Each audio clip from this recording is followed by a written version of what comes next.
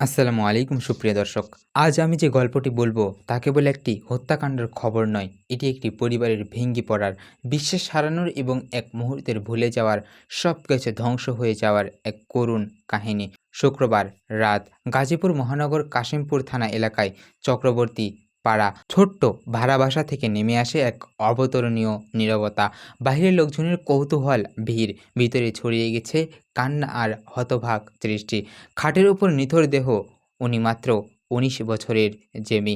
দিনাজপুরের সেতাবাজগঞ্জের মেয়ে, বয়স কম হলেও সংসারের অভিজ্ঞতা ইতিমধ্যেই কঠিন। পাশে দাঁড়িয়ে তার স্বামী রাকিব হাসান, মাথা নিচু, চোখে পানি, আর মেঝেতে বসে ২ বছরের তাজিম মায়ের নিথর পায়ে হাত বুলিয়ে ডাকছে, মা, মা। রাকিবের কোলে ২ মাসের রাইসা নির্বেগে চোখে তাকিয়ে আছে সবার দিকে। এই দৃশ্য পুষে যায় কাশিমপুর থানা। এর আগে 999-এ রাকিব নিজেই ফোন করেছিল, আমি আমার স্ত্রীকে মেরে ফেলেছি, আমি পালাবো না, আপনারা এসে আমাকে নিয়ে যান। সেই কলই পুলিশের কাছে পুরো ঘটনার প্রথম সূত্র হয়ে দাঁড়িয়েছে। পুলিশের প্রশ্নে রাকিবের কণ্ঠে ভেসে যায়, স্যার, আমি আর সহ্য করতে পারছিলাম না। বারবার ওকে অন্য পুরুষের মেসেজে ধরি, অনেকবার সতর্ক করেছিলাম, কিন্তু ও থামেনি। সেদিন সন্ধ্যায় আবার ধরা পড়ে। মাথা গরম হয়ে যায়, আমি বালিশ দিয়ে মুখ চেপে ধরি, অতঃপর সব শেষ হয়ে যায়।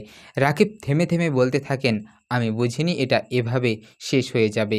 আমার ২টা বাচ্চা, এখন কিভাবে থাকবে ওরা মা ছাড়া? সে জানায়, ঘটনার সময় শিশুরা কান্না করছিল, কিন্তু সে সময় যেন আসর হয়ে গিয়েছিল।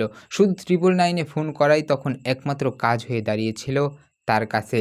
জেমি, রাকিবের সংসার ভেঙে গেল সেই রাতেই। ২ বছরের তাজিম আর ২ মাসের রাইসা এখন মা ছাড়া বড় হবে। পরিবার, স্বজন, প্রতিবেশী সবাই কান্নায় ভেঙে পড়বে। জেমির ভাই অগ্নস্বরে বলছিল, রাকিব, তুই বললি ২টা ছোট্ট প্রাণ কার কাছে থাকবে? কাশের ওসি মনিরুজ্জামান জানান, মরদেহ ময়নাতদন্তে পাঠানো হয়েছে। প্রাথমিক তদন্তে ধারণা করা পারিবারিক কলহ ও অবিশ্বাসই এই মূল কারণ। রাকিব গ্রেপ্তার করা হয়েছে, আইনি প্রক্রিয়া ইতিমধ্যে চলমান আছে। দর্শক, এই ঘটনা কেবল একটি পরিবারের নয়, এটি আমাদের সবার জন্য এক সতর্কবার্তা। সন্দেহ, বিশ্বাস আর রাগ, এগুলো যদি নিয়ন্ত্রণে না রাখা যায়, তাহলে মুহূর্তের ভুল চিরকালের ক্ষতি হয়ে দাঁড়ায়। সংসারের প্রাণ হলো বিশ্বাস ও সম্মান। রাগের আগুনে সেই প্রাণ পুড়ে ফেললে আর কিছুই অবশিষ্ট থাকে না।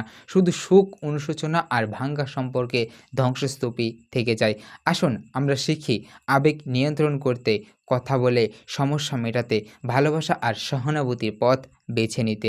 আল্লাহ জেমির আত্মাকে শান্তি দিক, তাকে জান্নাত করে দিক, ক্ষমা করুন, আর তার সন্তানদেরকে হেফাজত করুন, আর আমাদের সবার ঘরে শান্তি ও বোঝাপড়া বরকত দান করুন। আমিন।